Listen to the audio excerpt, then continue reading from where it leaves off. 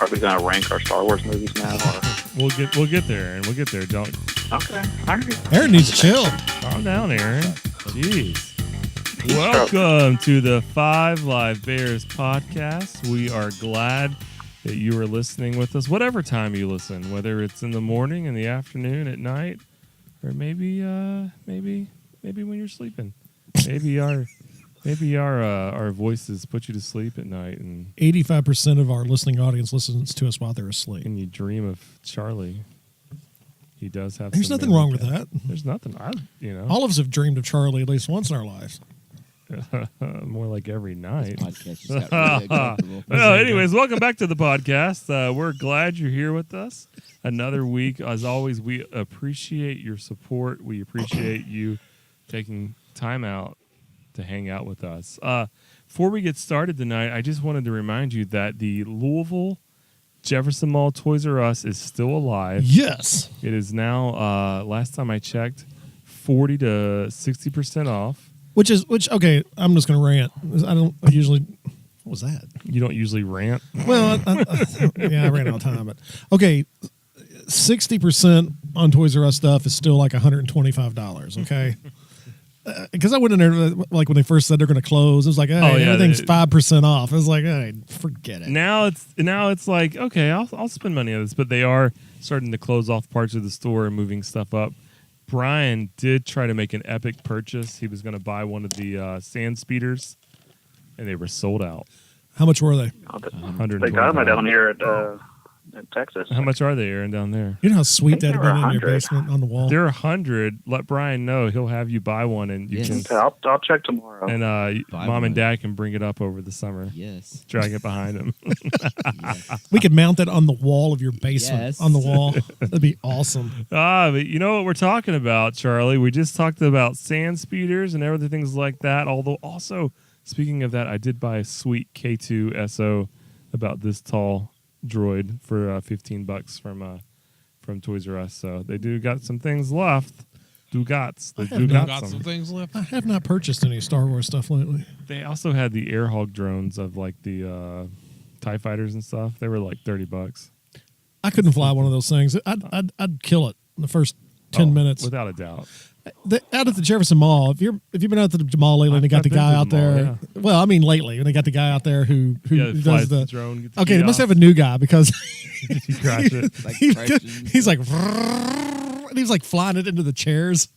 I have a Like, friend dude. that spent like hundreds of dollars on a really, really nice drone, took it up for its like maiden voyage, and it got out of range and it just kept going and he never found it.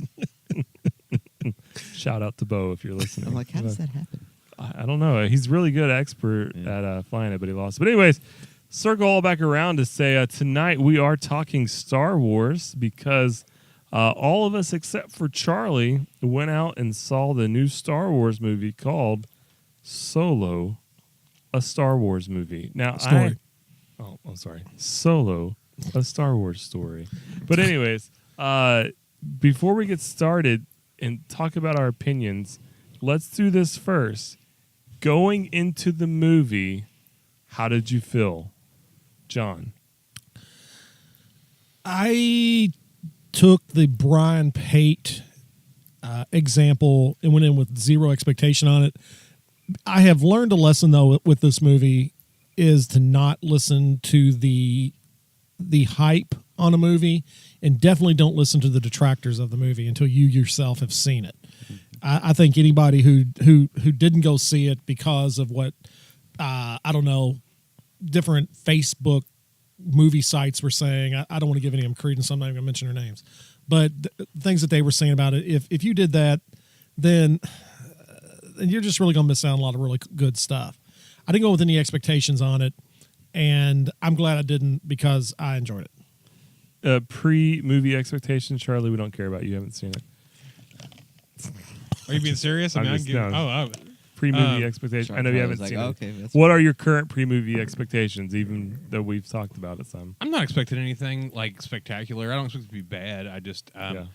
I'm zero expectations. It'll be something I think that I'll enjoy for the most part. Right. I just didn't have time to go see it. Right. I mean, I had time to go see it, but there wasn't a day where I wasn't doing something else, and it would have cut my day short. So I just Right. hadn't seen it yet. Brian? I would say going into it, I was uninterested in it. Yeah. But because it was a Star Wars movie, wanted to see it. And because Tim paid for it with his AMC card. No. That's a I didn't bonus. pay for it, sir. That's a It bonus. was free. That's That's a what I'm bonus. saying. Yeah, that's Yeah. a bonus. Yeah, that was the but second. it turned out to be, double of course, movie. it was much better than The Last Jedi. It's hard not to be better than that. But Ewoks was better than Last Jedi. it was Oh, better than it was no. very good, very good. Aaron, expectations pre-movie. I like Last Jedi. I had to get a little jab at it. Did you watch it this week? No. He got his Last Jedi tattoo on his chest. It's okay, Aaron. You can talk. Okay, I can't hear when you are talking. I was waiting for you to finish. Then why I had would to you literally finish? force You can't hear myself. I literally had to force myself to go to the movie. I was ready to say, forget it, I'm not seeing this or Deadpool. That's how I felt Friday. And then I was like, well, let's go ahead and buy the ticket and go. And so, yeah, I did not want to see this movie. Was it Saturday. like one of those old, like 1940s black and white, nobody talks mime type routines where you like took your one hand and grabbed yourself by the collar, forced yourself to? Was it like that? Yeah. Okay. It was just like that. And then the house fell over and I fell right through the window and it didn't kill me. It was great. I actually was kind of excited for this movie. I don't know why. I thought some of the trailers looked good, and I kind of went in with a little bit of expectations that I wanted it to be a good movie. So saying that, I think all of us came away with really positive feelings about the movie. But before we do that, let me just tell you, we're going to be discussing Solo, a Star Wars story, which means we are going to be talking spoilers. This is your spoiler alert for Solo. So if you haven't seen it, if you don't want to be spoiled, turn it off right now, or else we're going to blow your ears out. No, Charlie, no. You No, said if you no, hadn't seen try- it, I haven't seen it. Charlie. La, la, la, la, la, la, la, la. Anyways, I loved it. I thought it was a great movie. I really enjoyed it. It was just a fun flick. I have some parts to complain about. We can get to that later. But overall, really enjoyed the movie. John, I know you've got a lot to say about this, so just ready, set, go. man. Okay, here comes. Because I didn't get to talk on the last podcast hardly at all. And I'm losing my voice on this one. I went in with, like I said, I went in with Brian's ideals of zero expectations for this film. And when I got there to see it, and they're talking about how bad it's done on the box office, and I was reading something about it, a little bit about it before I went in. And when I got to the theater, it was funny because I think I actually posted it or sent one of you guys a text message that said they were lined up out the door for this thing, and they were. I mean, I think out of like the 30 people that were in line, I think 25 bought for Solo, and like several went for Deadpool too. So down there, at least, I don't know about everywhere else. Maybe it was the only game in town. Wasn't anything going on. Yeah, nothing else going on in Bowling Green. The Hilltoppers weren't playing baseball, or Hot Rods weren't there, or something. But they were excited. It was exciting. So when we went in, it was a really festive kind of thing.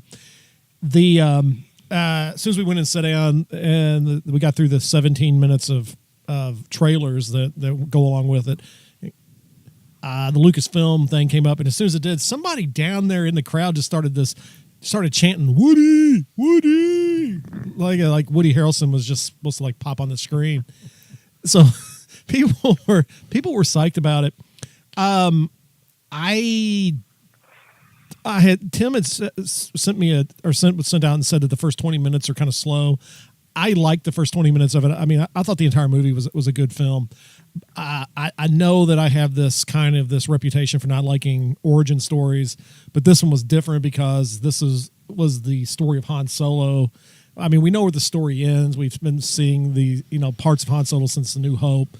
So I like the ideal of them filling in some of these gaps, even though as some of it was kind of maybe a little bit okay. I said this earlier, hindsight's 20/20, so you can really pull things out of your tail when you want to, just kind of plug It's funny things in. that you say that because, and this isn't a jab at you, but I remember you talking earlier that you're worried about them pulling away some of the mystery.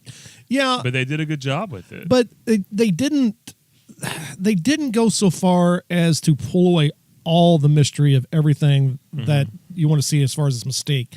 I mean, they didn't go back as far as his birth or show all that type of things. In fact, they took his story a little bit and kind of looking back and remembering, and Aaron maybe correct me a little bit on this, the Legends, because now we have Star Wars Legends series, but they kind of changed things around a little bit. I don't really recall from the novels and stuff that I read of him being when he was young, being more of a. They made him out to be a street urchin in this movie. He was Aladdin. More along the lines of a street rat, as opposed to I think in the Legends. In the Legends series, he was a little bit more upper class. I could be wrong on that, but I like the idea of where they started the movie. The first 20 minutes set it up, I think, did very well of showing some of his background, where he came from. And so throughout the whole thing, though, I had this, and I didn't get this with The Last Jedi, even though I am the Last Jedi apologist on the podcast. And Charlie Shaker said, like, nope, it's the truth. I didn't. The Last Jed John. John Dye. Being that it is what it is, I felt that this one went back and did more of the traditional Star It was Wars. a Star Wars movie. Well, it went back and did more of the traditional swashbuckling, I guess, that you would consider from a Star Wars movie. Han Solo in all the other movies had always kind of flown by the seat of his pants, and that's what you get in this. I mean, it was just like, okay, luck. And it went back to that line he has in The Force Awakens where he says, I never asked that question until after I've done it. And that really came out in this movie in a lot of... Yeah, that's exactly... Couldn't have... It was like Harrison Ford was sitting right here. Harrison Ford's in the room tonight. Okay, but I could go on and on, but I'm going to go on. Aaron, tell us your reactions and thoughts about it. Well, before I say that, I just want to bring up something. We almost didn't get this movie because George Lucas came really close to ruining Han in Star Wars Episode 3. His original plan was for Han Solo to be in Episode 3 and be a little kid living with Chewbacca on Kashyyyk, like as his little friend or something. So, like Tarzan? thank God that did happen. Well, I expect it's George Lucas, man. Come on. Yeah. All right. So, but yeah, I really like this movie a lot. It was the first one I felt like a Star Wars movie. Maybe since Return of the Jedi, maybe. Because everything else has not quite felt like this. This was really returned to form, and I really, really liked it. All right. It's good stuff, Aaron. Brian, your thoughts on after viewing it? It definitely surprised me. It was much better than I thought. When it was over with, like you said, kind of the longer I'm away from it, the more I like it. 'Cause first, it does take you a little bit to get used to, like, to tell yourself, like, I'm trying to compare this person to the Harrison Ford character that I know of, that I grew up with, that is but isn't him. Right. But I have to say, I thought Woody Harrelson's character was Woody was great. great in the movie, much Beckett. better than I really thought it was. I mean, I was kind of like, oh, Woody Harrelson. Not that he's a bad actor, but I just didn't see how he was going to fit into. Beckett was a cool character to Yeah. have in this movie. Yeah, and then I think the part that I was really surprised was when Han killed him. I mean, like Han the what? bad guy, You not know the what? good guy. Just like Han shot first. Yeah, That's what it was. Han Yeah. shot first. so that And I didn't think about that until afterwards. I was yeah, like, but that was what I thought was so interesting, was that it was just like, here's this, like even she said, oh, you're the good guy, you smile all the time or whatever, and then Beckett is going to kill him, and he just Yep. shot him, and I was just like, whoa, okay, so Yeah. Han does have this dark side to him that we later on maybe kind of play a little bit more into it. So I thought it was good, though. It was a very good movie. Yeah, I went in, like I said, with higher expectations. I think that most of us, and it started off, and I was like, oh, I'm hating this movie. I really felt that way. What about the first 20 minutes was So see, because the last day was the feel big thing.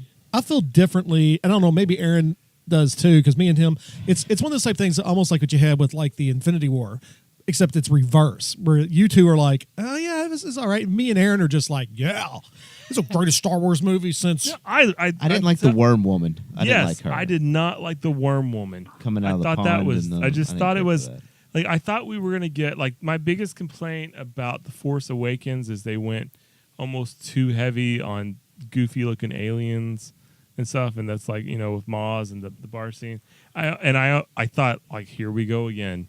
We're gonna go full alien, and like it was this giant caterpillar coming out of the water, and I was just like, oh. And then I thought it was just gonna be really cheesy origin stuff, like, oh, what's your name? You're gonna enlist in the army. The name's Han. What's your last name? What? What's your clan? What's your family? I don't have one. Okay. Solo. Your name is Han Solo, because you're all. I'm just like, oh my. Now, see, you went, oh my gosh, my and I went, gosh. oh my goodness, that's so cool. I like so like. Oh yeah, that makes but sense. no, like, I really liked the movie. I really do. I want to go see it again. I enjoyed it. I loved. Put your headphones back on. They're hurting my ears. I liked Too much Lando. awesomeness coming through these. I thought Lando was great. Voss was a really good bad guy, and just I really enjoyed like the movie as a whole. That first few minutes though they were a rough ride for me. I was just gonna like, oh my gosh, are we gonna get every stupid like little thing is Solo and this is Chewbacca and that's how I felt. But I actually did really like the movie. So sorry that I didn't jump on it like you and Aaron. No, did I mean from the that's go. cool. I was just curious as to what was the problem, and because I think I like to hear the opinion on exactly what the issue was with it, because I know you were very animate in your text message. It's like the first 20 minutes is Yeah. Well, when the caterpillar woman came out, I was really hoping it was going to be. I was really hoping it was going to be more of like maybe Jabba was there or some other bad guy like that we kind of had a little bit of history. I was just hoping that it was just a regular normal looking person or a normal looking alien, they for lack of better words. They pulled so much from Clone Wars cartoon and some of the, they said they weren't going to do this, but it was just for so they could do it as they saw fit. They weren't going to pull things from the legends. Yeah. There were so many gangsters in the Star Wars universe that you could pull from that, and I'll agree with that on the what y'all talking about, the Worm Woman. I didn't like Slug Woman either. Star Wars has always had this problem of matching up, and this is one of the problems I had with it. First of all, it was a stupid character. It was just completely no reason to have it look like that. And number two, the thing that really bugs me, not only in this movie but a lot of them, is that they have such a hard time matching up a voice with the character. She's just like It's Hetty from NCIS LA. If you ever watched that, it's like, oh gosh, here we go. But that was the only part of it in the first, like y'all talking about, the first 20 minutes, as we're calling it, that really got on my nerves. Yeah. The cool thing for me with the movie was I was like, as the longer it went, the more I was like, okay, I'm into this movie. I like this movie. Yeah. And then there was the big reveal, and I was like, bam, sealed it right there. This is a good movie. You're talking about at the end? At the very end. end? Yeah, Okay. I was like, I think like that was when I got how you said that was kind of how I felt. Like I did kind of at first really have a hard time seeing him as Han Solo, but as the movie went on, he became more and more Han Solo for me. Well, like I explained it to Carla, and we were talking in the pre-show, is Saturday when I went and saw Carla, and Susie didn't see it with me. So we got in Carla, and I said, well, I don't want to give too much away because she was really wanting to see it. Carla, huge Star Wars fan, bigger probably Star Wars than I am. And I told her, I said, here's the thing about it, because she asked me something about the guy who played Han Solo in this movie. And I told her this. I said, here's what you got to go in and you got to think about is if you keep this mentality of he's playing the part of Han Solo, but we understand that Harrison Ford is Han Solo. If you just think of him as, okay, he's playing the part, then you're going to be fine with it. I mean, it's just, okay, he's just playing this. He's just playing the part of Han Solo. Whereas Harrison Ford is, if you can't compare him to Harrison Ford in any way, shape, or form in this movie. And if you can do that, if you can get past that mentality, well, Harrison Ford wouldn't have done it this way, or Harrison Ford wouldn't have done it that way. Right. Or this, oh, look at him, he's holding his gun just like Harrison Ford tried to hold his gun. If you can get past that, then you're going to have a lot better time with this movie, because there was no way in his God love him. I mean, who in the world would want to actually go out and try to fill those shoes? Yeah. Well, let's park it right here and talk about that. How do you feel he did as Han Solo? John, Me I know first? You just kind of. Aaron, you hadn't said much. Aaron, how did you feel he did as Han Solo? I had zero problems with him. As soon as you saw him on screen with Chewbacca, I was like, "Yep, let's go." That it was- was Han and Chewie, and it was just great. That was it for me too. I was having problems with him up until the point with Chewbacca, and the part where him and Chewbacca interact. I even kind of had a problem at first where they're struggling and fighting there. But the moment him and Chewbacca come out and they're together and they're interacting, it was just almost like a click for me. Like, okay, yeah, he's Han Solo. That's Chewbacca. This is what it's supposed to be. And it was almost like I had to see them two interact and go together. And from there on out, he felt like Han Solo to me, even if he didn't pull it all off completely. I think I needed that connection or that connection point.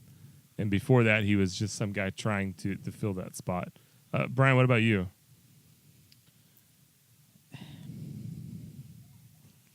Brian's deep in thought about this. Yeah, I mean, it's like I said when it first started, I had to make that decision of like, okay, this is not Harrison Ford, but I felt like there was a couple moments through the movie that he kind of had some of the iconic Harrison Ford moments. Mm-hmm. But that by the end, I kind of got that feeling of like he's come to the realization, and maybe it's kind of the example that is it. I can't say her name. Kara. Kara. That Emilia like, Clarke, yeah. Yeah, okay, in order for me to have a life at all, I'm going to have to do what I have to do to be a survivor.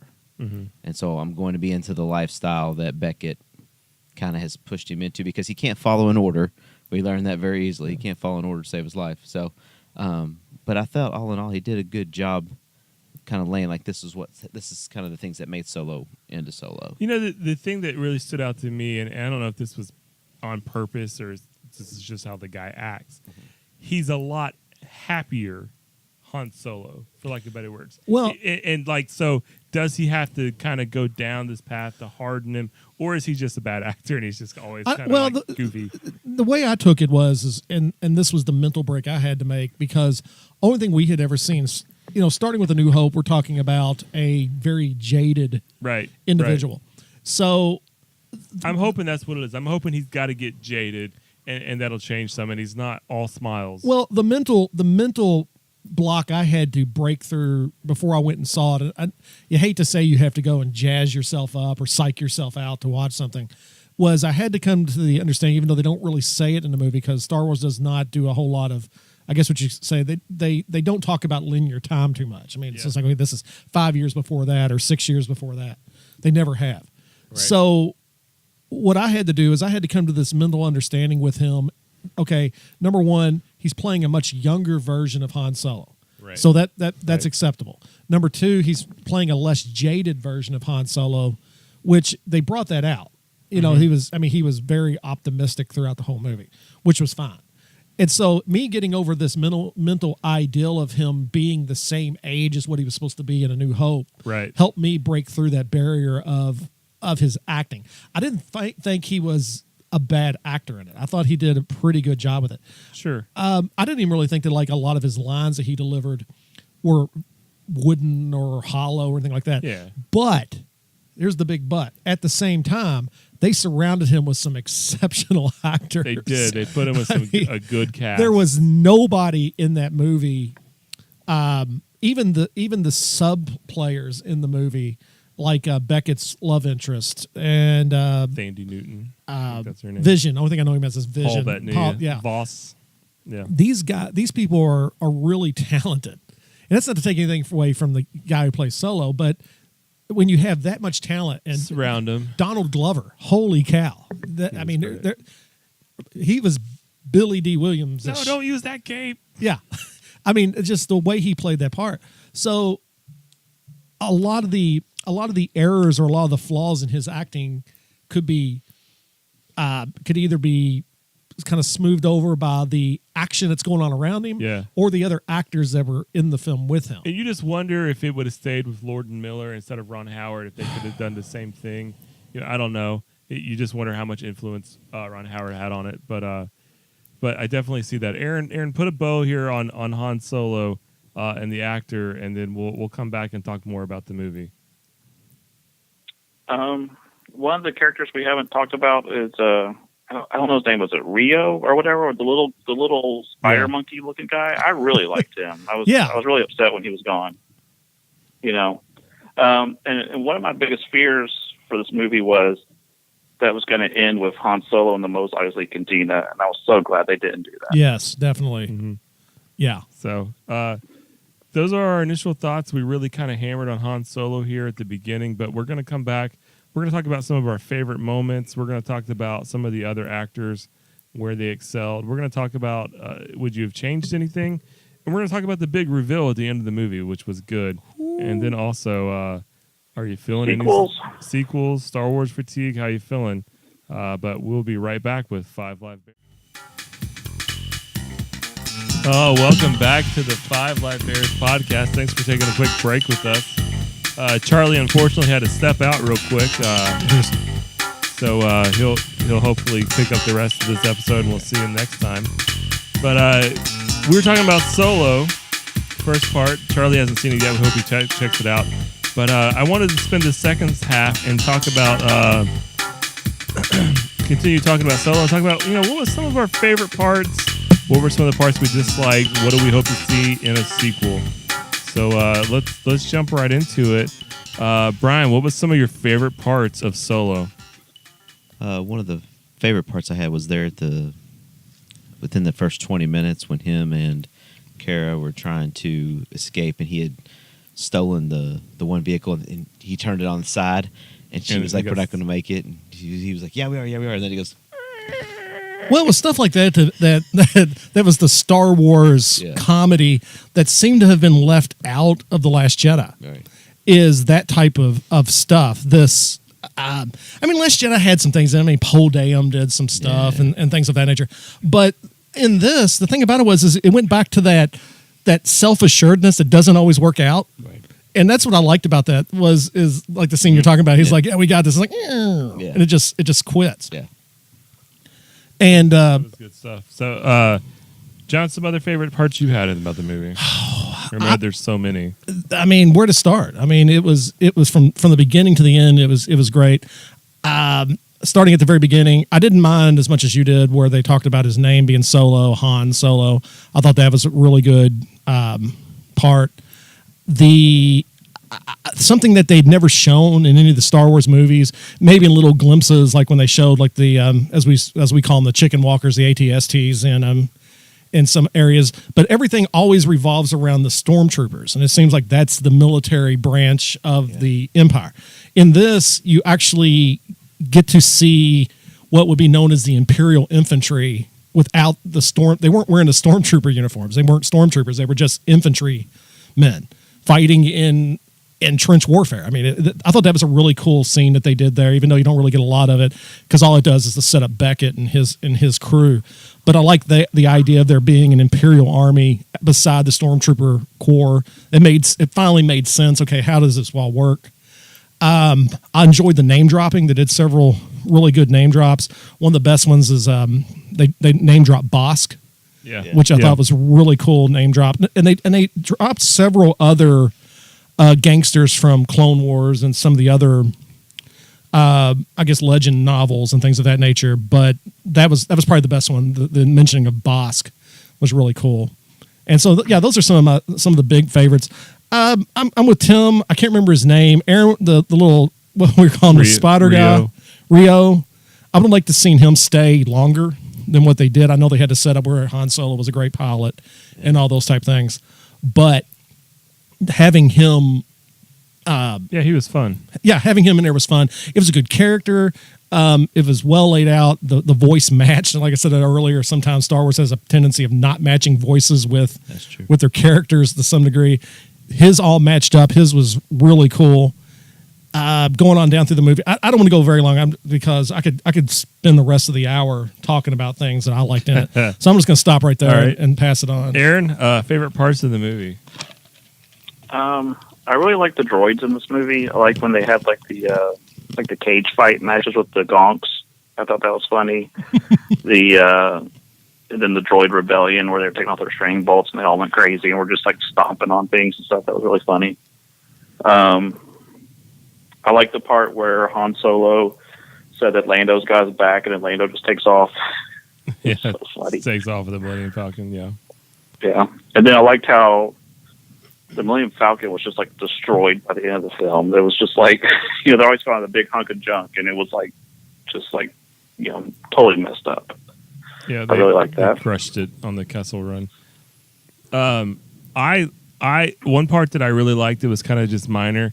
I liked when he meets Lando for the first time and introduces himself, and Lando calls him Han, and he goes, "No, it's Han."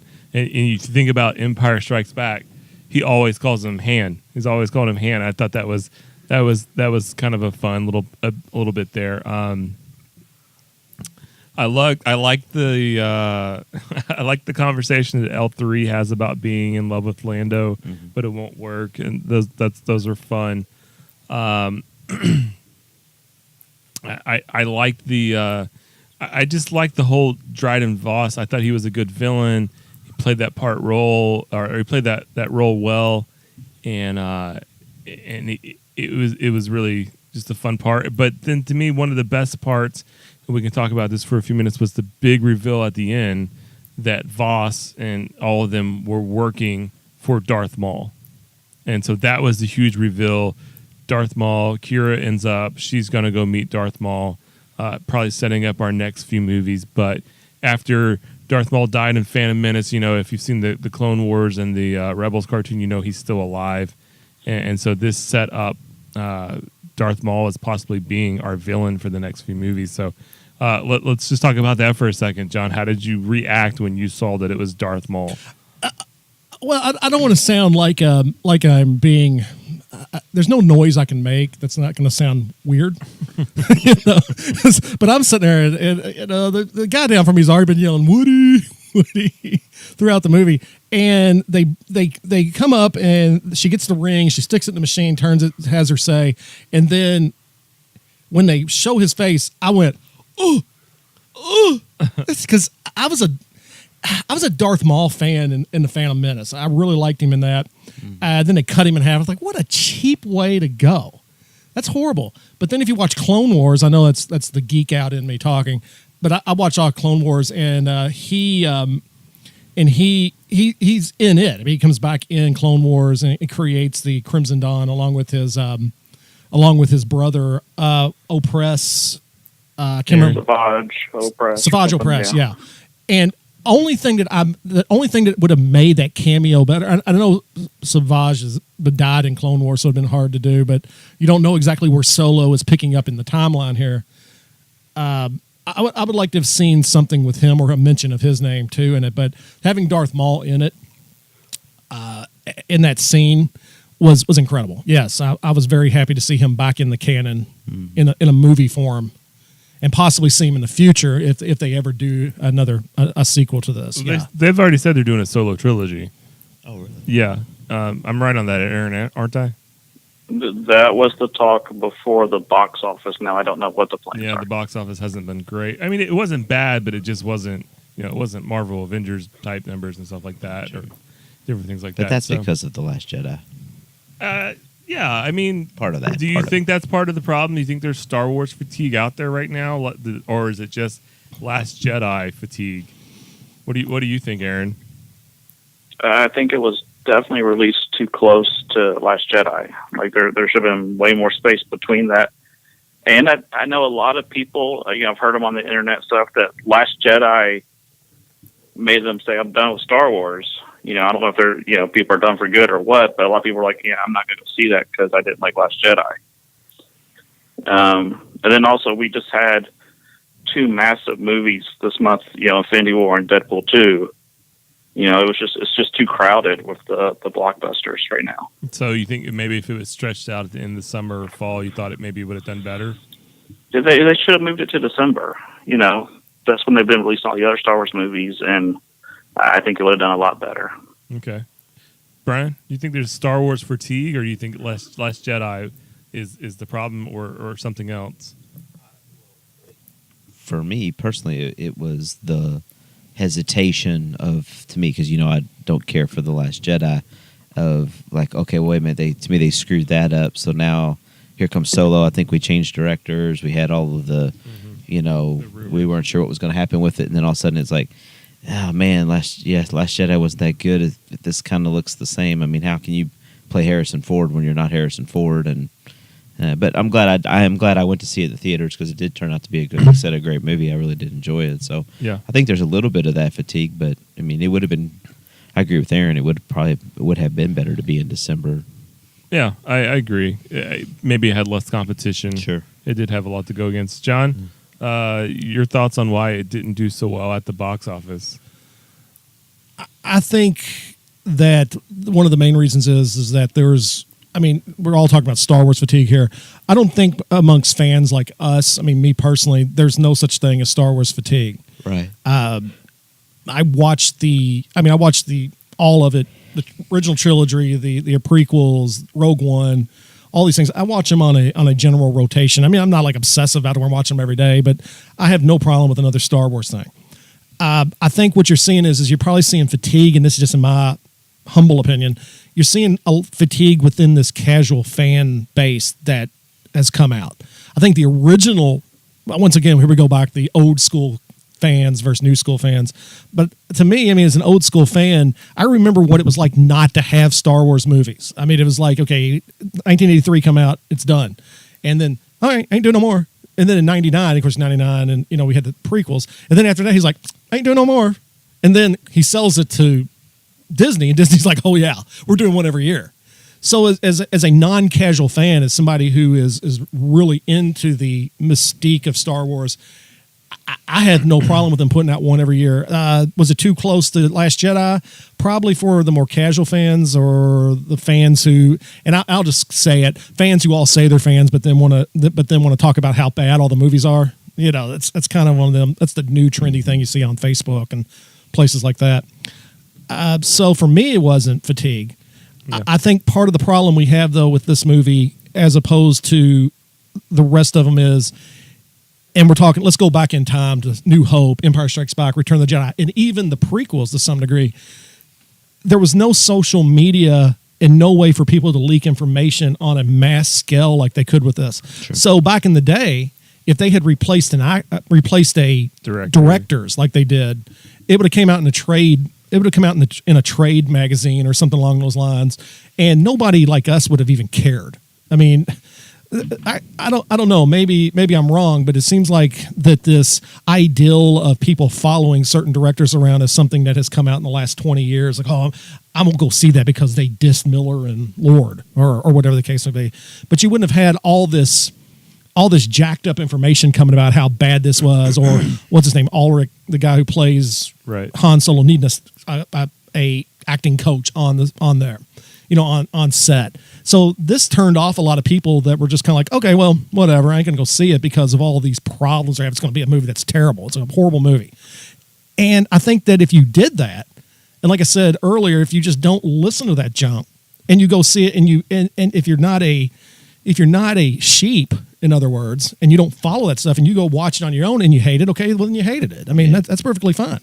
But if you go and see it like we did, it's like, I don't know, it sounds like it's gonna be trash, but I'm gonna see it anyways. Mm-hmm. It might be all right, or we might get to witness the first true train wreck in Star Wars history. I mean, either way, it's a win. You get, and I was shocked and surprised at how actually good it was. Mm-hmm. So I didn't listen to these people who are like, oh, it's terrible, don't go see it, you're stupid if you go see it. Well, okay, I'll make that decision on my own, pal. Right. And that's what I did. And so I liked it. But I think that's part of it is social media and just all the information you get about movies nowadays kind of hurt it. Mm-hmm. So let's jump into this. What do you think they're going to do with the sequels? I know Aaron's been chomping at the bit to talk about this. What would you like to see them do with the sequels to Solo? Aaron? So first I'll tell you what they're going to do, and then what I would like them to do. First, they're going to, I think part 2 will be, Crimson, whether it's Circle or Dawn or Crimson Dawn. Crimson Dawn, and then probably Jabba the Hutt, and then part 3 will be his falling out with Jabba, whatever sets up the movie. But what I would like to see is, do the sequel of Jabba, and then he has a line in Empire Strikes Back about what happened to the reward money he got from the Death Star, about, I ran to those bounty hunters at Ord Mantell. Yeah. So what if they did a movie between, and it's going to be controversial, between New Hope and Empire Strikes Back and recast even Luke and Leia and did an adventure in between those movies about what happened to Han at that point. That would be a bold move. I mean, would I go see it? Yeah, but that would be incredibly bold, even by Lucasfilm standards. I think to go back and do something like that, that would would definitely be a definite crapshoot on that one. Right. Well, I agree. It'd be super risky, and I don't know if they would do that. But I've noticed that all these spin-off movies are set up by things that are mentioned in the other movies. Yeah. You know, so if that just random line, you know, there's a whole movie right there. I mean, do they have to cast Luke and Leia? Can they just have it a Han Solo movie? I mean, they could, yeah. Well, but the Or you line, could just have Luke. but the line that he says in there is that, you know, the bounty hunter we ran into on Ord Mantell changed my mind. So you'd have to add at least Leia into it to some degree. Right. Yeah. Brian, what would you like to see in the sequels? I mean, I definitely want to see Darth Maul back on the screen and fighting. Yeah. That would be the thing that would excite me the most. If I think they've already announced that they're doing a Boba Fett movie, or is that what they're? I think they're wanting to. Is that Yeah. what they're, They've got a director, so it sounds like it's happening. Okay. Yeah. It is the director from Logan. Hey. Yeah. There we go. Be- There we go. So that'd be awesome. like maybe it'll be Deadpool at the very end of it. Just takes off the Boba Fett mask. No, and that'd it's be Deadpool horrible. underneath. That'd be a horrible idea. I think for me, like, I would like to see them, you know, go the Darth Maul route and even have it back up at Tatooine, where Darth Maul ends up fighting Obi-Wan, right? That's how it happens in the cartoons, right, Aaron? Or no? I'm sorry, I missed that. But yeah, you said Darth Maul and Obi-Wan. Yeah. Yeah, they have I won't go into exactly what happens, but there's kind of a final confrontation in Rebels. I think it would be kind of cool for them to get to that point that sets up that, or even shows their own version of it. And it could, could help. I would retell it. It could help spin off your Obi-Wan movie if you end up going that way or something like that, or have the Obi-Wan movie get made and help set that up and have him bring them together in Obi-Wan or something like that. I don't know, something like that. I think it has the potential, but I mean, you're definitely going to get Jabba and that whole situation, and I think they're going to end right before New Hope. I don't think they're going to do like what you're hoping, Aaron, but that would be cool. John, any sequel thoughts? There's so many Legends books out there that they could pull from. One I would like to see them do, and it would be, and I know that I get kind of harped on a little bit because I read the books and like to see things pulled from that. But they pulled a lot from the Legends, pulled a lot from Clone Wars in this movie. There's a book that I would like to see them do, and even if they didn't really, I don't want to say it for a prequel or as a sequel to this one, even if they didn't try to tie it into anything major, just another almost like a Ocean's 11 type Star Wars movie. Gangster Heist. Yeah, they did a book a couple years ago that involved him and Lando. I can't remember exactly what their names were, but they talked about the sisters. Yeah. In this, and they dropped Bosk's name. Bosk wasn't in the book, but they did a book called Scoundrels. Yeah, that's what I was thinking. And it was a really good story, really tight story that they could probably use. That would be a really neat tie into that. They had some other books out there, an old school book. I mean, I'm talking from the from the original run of books.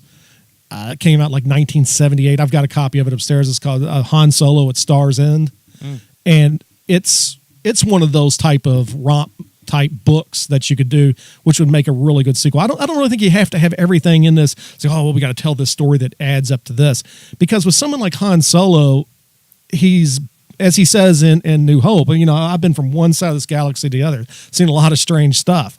So you could pull from so many different stories, and I think making a second Han Solo movie,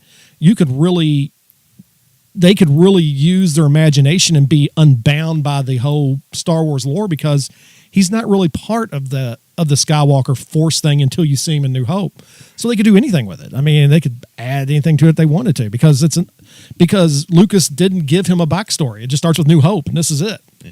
And so you could do whatever you want, as long as you kept him within the bounds of the Star Wars universe, and kept him within bounds of what the progression of the character is. Yeah, I think there's a lot of potential. They could even make another movie and have him not do Jabba and just have another hint that he's still got to go to Tatooine to do this heist and everything. So good stuff there. Let's end with this, John. Where would you put this in your rankings of Star Wars? Doesn't have to be an exact number, but where would you put it in your Star Wars movies? I think that I would put it in. Oh my goodness, that's a hard one because. Would you say top 5? Yeah, I go top 5. I would say that right now it's always going to be Empire Strikes Back. It's always going to be there. Rogue One is number 2, and only because Empire Strikes Back was made. Number 3, Force Awakens, and I'd probably put it number 4 now. 4, yeah, I'd say 4. I liked it that much. Okay, Brian, where would you put it? It would be in my top 5. Yeah. Yeah, because I like Empire, and I like Return, Rogue One, and Solo's kind of teetering right in there, 4 or 5. Yeah, it was good. Aaron, It'd be Empire, New Hope, either Solo or Return of the Jedi, and then probably Revenge of the Sith. you talk about Revenge of the Sith all the time, but I've only seen it like twice, but I think I like the idea of it more than the actual movie. I don't know. I really like Order 66 and some of the stuff. So yeah, it's probably top 5 for me too. I like the original 3, and I like Force Awakens and Rogue One, so it's right there in that 5-6 range for me, and maybe higher after seeing it a second time. But I think the general consensus though is that we all came away pleasantly surprised with this movie, and it leaves us with a fresh excitement about Star Wars and where they can go with it, and what they can do with this. And if the final Star Wars trilogy movie after The Last Jedi comes out and it isn't great, we've still got the Solo movies to cling to, and the other ones, and know that, okay, even if the Skywalker storyline doesn't end exactly where we wanted or how we wanted it, at least Disney's now giving us other options to live out our fanboyisms with other stories. So I think that gives us those other options and doesn't just necessarily leave us with a bad taste in our mouth, or even, as John said earlier, that's it. That's the Star Wars movies we're not making anymore. We've always kind of got the potential of what's the next Star Wars thing that we're going to see. So any final thoughts, John, before we're out of here? Just a couple things I didn't get around to saying that I liked, and I did. Number 1, I liked the ideal of the Millennium Falcon having a droid mind to it, almost being, I guess, what you consider sentient. In other words, because Aaron threw it out there on Bear Chat this week. He put out there the where C-3PO says, "I don't know where your ship learned to communicate, but it has a peculiar dialect. I can't remember exactly how the quote goes, but that was really neat seeing that added in to it. That that they added the droid into the Millennium Falcon and she became part of the ship, like that. I like seeing the Millennium Falcon get the crap tore out of it when it got into the mall, and it's like, okay, here we go. They lit it up, and it's like, I was like, yeah, that's definitely it. Lando Calrissian, we didn't touch on him much. He was great. Donald Glover was incredible. It was fantastic. You made a point of the scene at the end where he's like, we have 30 hired guns on that ship. And he takes off. Flies away. I like where after they're just sitting there and they're standing there and they're looking at the Millennium Falcon, and Lando goes, "I hate you," and Han Solo says, "I know," just like the "I love you" part with Leia.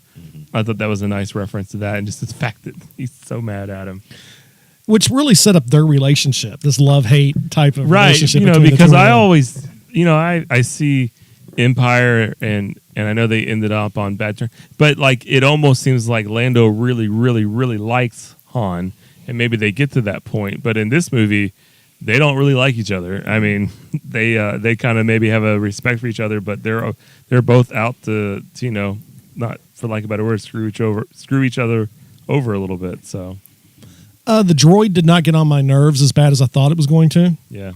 Susie loved it. Susie loved the droid. I mean, she was like totally into it. She sat there and was like, listen, why are you crying? So they're putting her in the Millennium Falcon. I was like, I didn't really get that emotional about it, but it was cool. I could get it. I dug that. And yeah, it was good all the way around, I thought. Good movie. Yeah, good. Brian, any final thoughts? Go see it. There you go. Aaron, closing thoughts on Solo. It's just a great Star Wars film. Don't listen to the haters. That's right. Haters gonna He's hate. going to hate. Yeah, so that's it. That's it for this week's Five Live Bears. Aaron wanted to talk about what we're going to talk about on the next podcast. He wants to talk about E3 and all the new games and stuff coming out. We'll have to see about that, Aaron. I don't know. Yeah, we'll see, because there's a Fallout game that they're teasing this week and Smash Brothers. So, E3 could be a disaster, and then we won't do it, or it could be great, and then we'll have plenty to talk about. We'll see. We can't tease it, then not do it. No, We'll There do is a it. Fallout We're game doing Charlie's it. very No, excited about, so maybe Charlie can talk about that. Yeah, we'll see about that. But Well, anyways, that's I can have tonight's the Fallout. podcast. Thanks for joining us. You can check us out on YouTube, Facebook, SoundCloud, Apple Podcasts, and anywhere else that we happen to show up. Leave us some good reviews. Leave us some commentary. Tell us your thoughts on Solo. Until next time. See you Sorry, later, Charlie. bros. Sorry. I didn't do a very good fade out on that.